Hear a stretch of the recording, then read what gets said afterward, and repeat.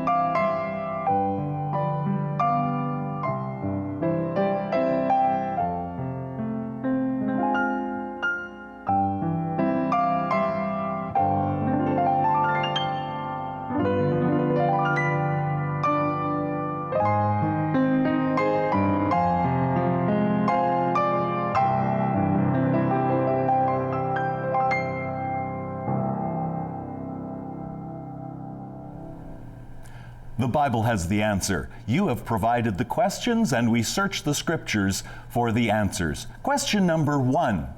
Would the Bible approve of lottery tickets? Actually, the questioner, as he wrote in, asked, "What is my opinion of lottery tickets?" Well, let me answer that question first of all. If you want the utmost foolish way to spend money, then buy lottery tickets. But this is not what does Pastor Jim think. It's the Bible has the answer. So let's go to the Scriptures. In 1 Corinthians chapter 4 and verses 1 and 2, the Apostle Paul says, "Let a man regard us in this manner as servants of Christ and stewards of the mystery of God. In this case, moreover, it is required of stewards that one be found trustworthy."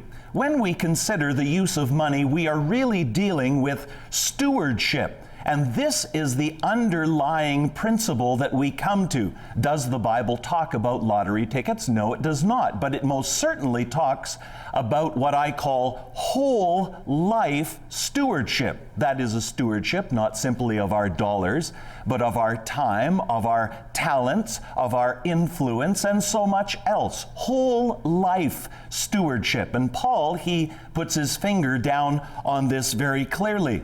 We also come to Proverbs chapter 23 and verse 5. Lotteries, they encourage a greed such as what is not right and proper in God's eyes.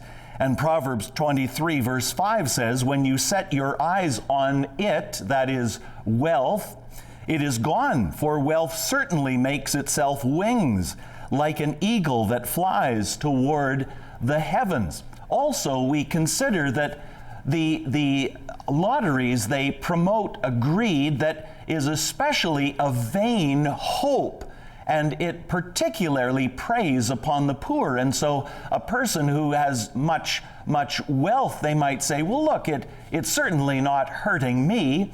Once again, we come back to that stewardship principle that you have been entrusted with those funds to do good in God's name, but it is something that is continued by people purchasing those tickets. And we can come even to principles such as James chapter 1 verse 27, pure and undefiled religion in the sight of our God and Father is this, to visit orphans and widows in their distress, and to keep oneself unstained by the world. And so these are principles that we build on to say it is not something that is God glorifying in any way. Question number 2.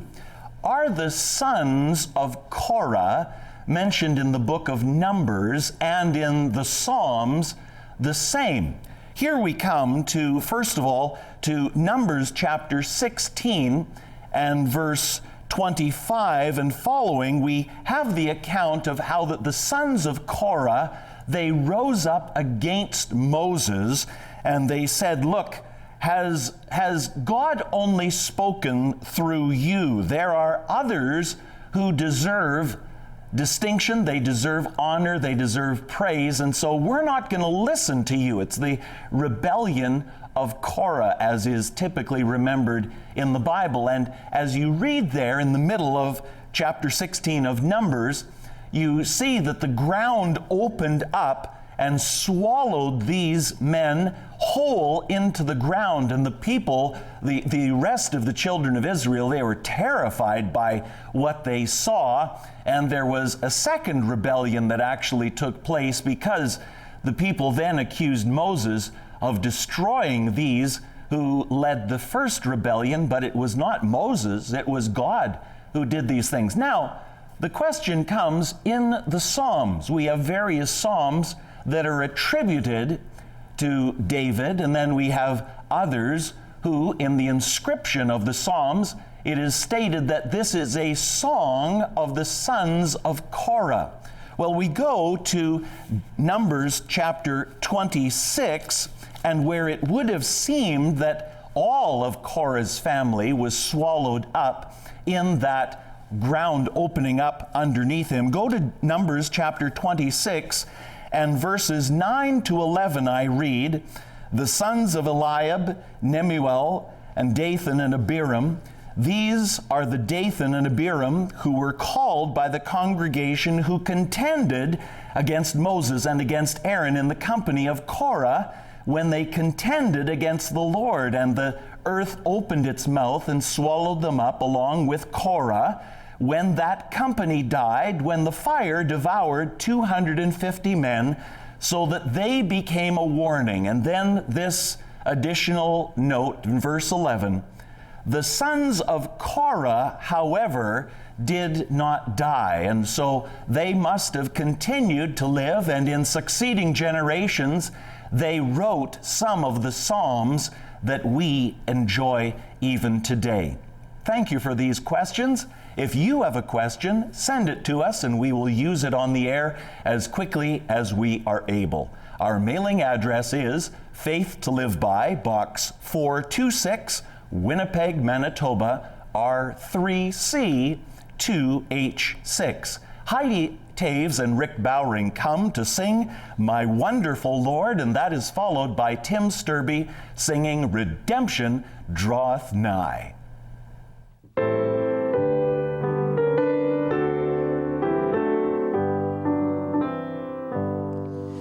I have found a deep peace that I never had known, and a joy this world could not afford. Since I yielded control of my body and soul to my wonderful, wonderful Lord. My wonderful Lord, my wonderful Lord. My angels and seraphs in heaven adored. I know thou art mine, my Savior divine, my wonderful, wonderful Lord.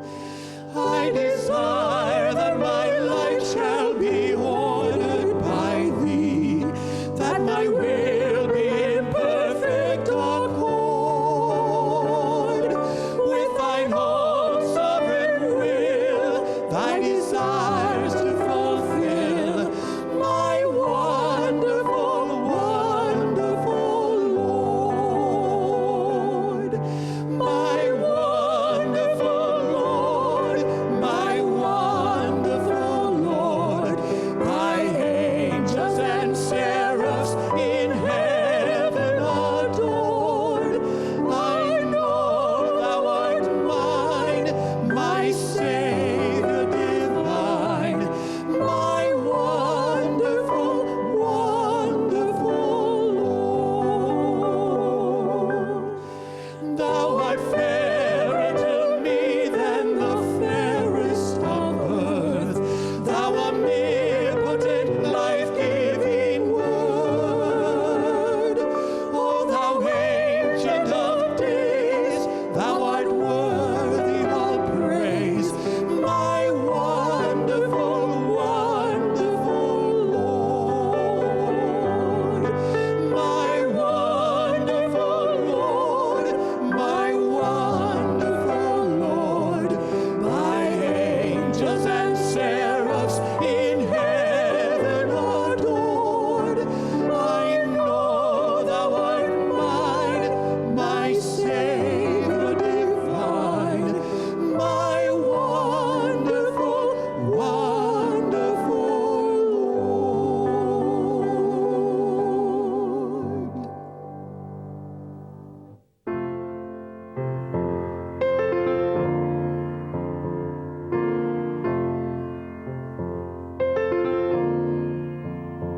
Years of time have come and gone since I first heard it told of how Jesus would come again someday. If back then it seemed so real, then I just can't help but feel how much closer his coming is today. Signs of the times are everywhere. There's a brand new feeling in the air. Keep your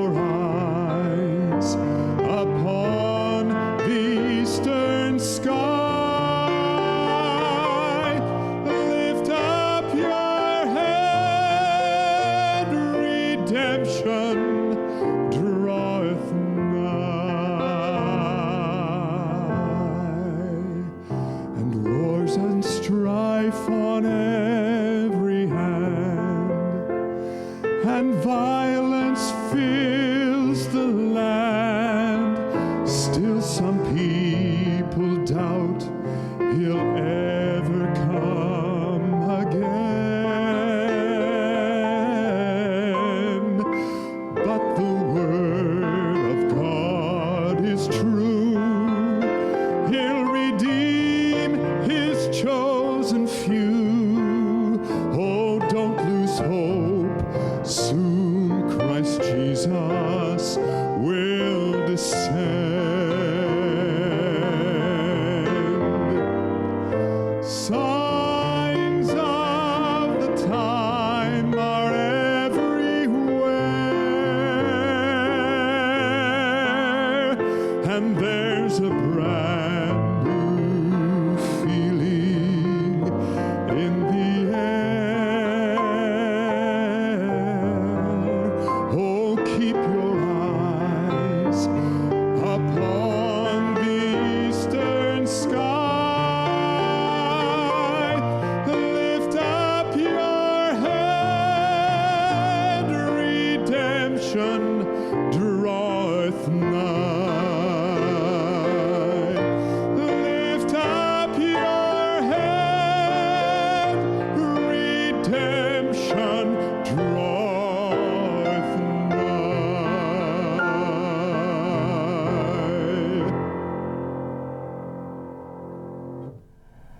Your giving in support of Faith to Live By is tremendously important, and we want to say our most sincere thank you to each of you who stand with us, and we prepare resources for evangelism and for your growth, and as a means of us expressing our thanks. We have just released this new CD in Russian, 11 songs from our friends in Russia. They're beautiful choir you have enjoyed time and time before, and we would like to put a copy of this latest CD entitled Holy Lamb of God into your hands, that you might enjoy it and that you might also share it with those round about you who know the Russian language and who enjoy that. Also, we have just released my book on 1 Peter, 12 sermons which I preached in my home pulpit this past fall, and these are now in this copy that we would like to put into your hand. It's called Peter, an Apostle of Jesus Christ. Those are free for the asking when you write. Also, last call for anyone who wishes to join in the trip to Israel that my wife and I are leading May the 4th to the 14th this year, and that is going to be an exciting time indeed. When you write, simply address your letter to Faith to Live By, Box 426, Winnipeg, Manitoba, R3C 2H6, or you may find it more convenient to use our toll-free phone number, and that is 1-833-4FTLB. That is 1-833-367-3852. If you wish to make a donation, the credit card works just fine by talking with our receptionist there. And now the male quartet comes to sing the beautiful song, Just As I Am.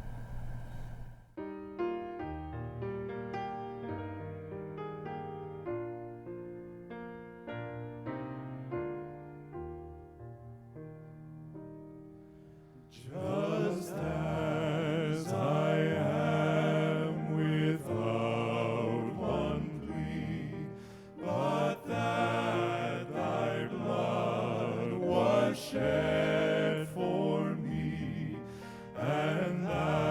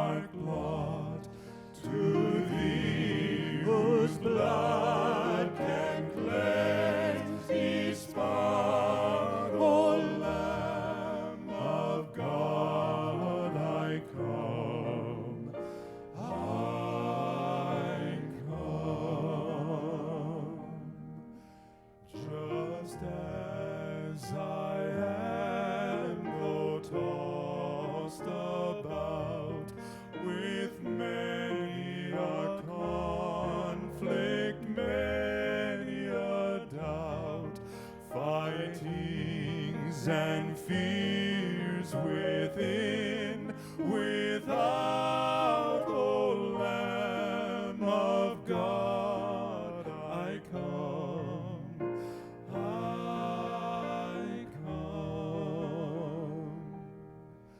Just as I am, thou wilt receive, wilt welcome, pardon, cleanse, relieve, because thy promise I believe, O Lamb of God, I come, I come.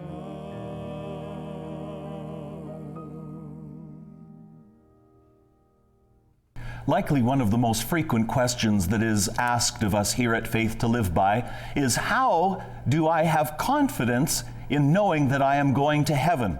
And to go along with that, what is it that would restrain me or keep me back from entering into heaven? In Matthew chapter 18, Jesus was asked by his disciples, "Who then is greatest in the kingdom of heaven?" And he called a child to himself and set him before them and said, "Truly I say to you, unless you are converted and become like children, you will not enter the kingdom of heaven. Whoever then humbles himself as this child, he is the greatest in the kingdom of heaven.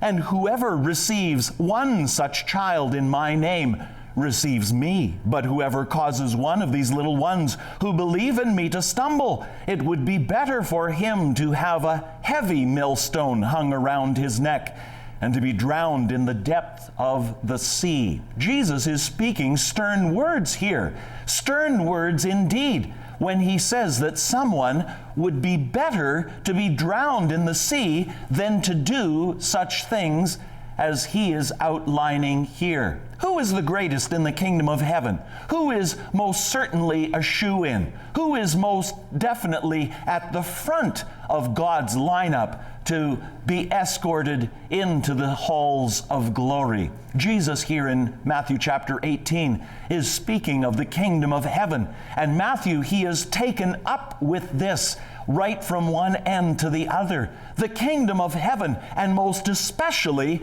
the king who sits upon the throne there in that magnificent kingdom. Jesus would come at the end of this very same chapter to speak about forgiveness. And here is something that I especially want to drill down on, as it were, in today's message. Peter, he then comes to Jesus and asks the question, "Lord, how often shall my brother sin against me and I forgive him? 7 times? Maybe Peter thought that that was a little bit of a stretch, but he ventured to say 7 times. And Jesus, the response that he gives to Peter, undoubtedly shocked him, as well as all of the rest of the disciples. "I do not say up to you up to 7 times, but up to 70 times 7.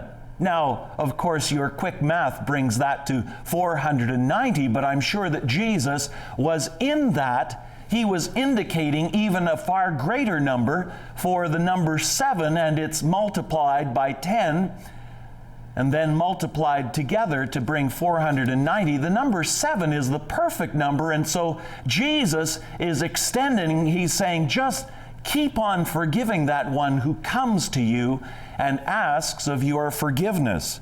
And Jesus, he gives the account of a man who wished to settle accounts, a king who wished to settle accounts with his slaves. And there was one who was brought in. Now, this doesn't mean anything in our terms. 10,000 talents of money. It was a fantastic amount of money. The people of Jesus' day, they would have shook their heads, and it would have been like $1 trillion to them. Well, Jesus is saying there was a man who owed an amount of money such as what he could have never possibly paid off. And since he didn't have the means to repay, his Lord commanded that he be sold along with his wife and children and all that he had, so that some type of token repayment could have been made.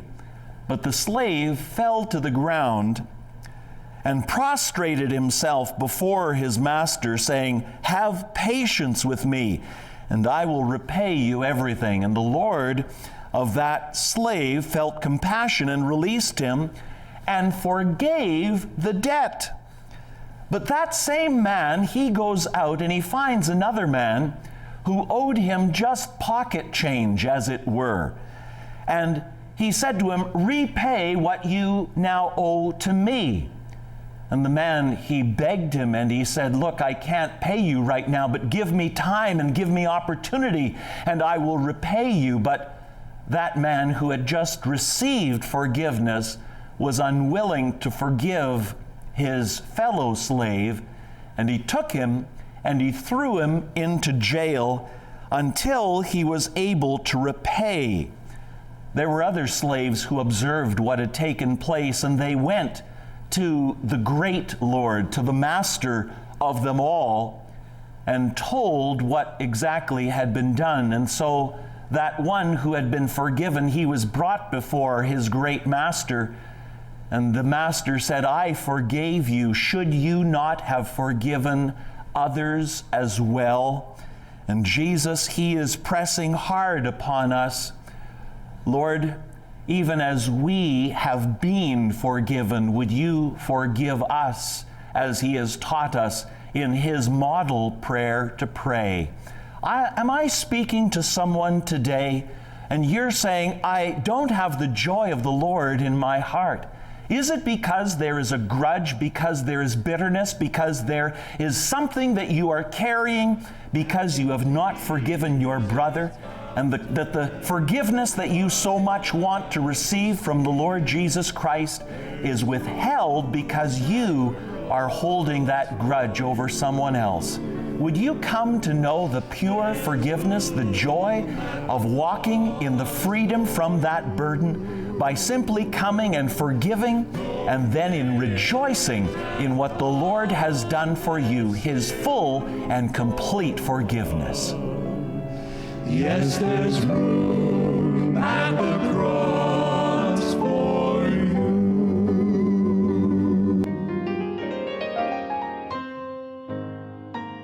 Thank you for joining Pastor Barber today. Please watch for Faith to Live By weekdays at this same time on this same station. Until then, Faith to Live By prays that the peace of God will fill your heart and that the joy of the Lord will be your strength. Pastor Barber would love to hear from you. The mailing address is Faith to Live By, Box 426, Winnipeg, Manitoba, R3C 2H6.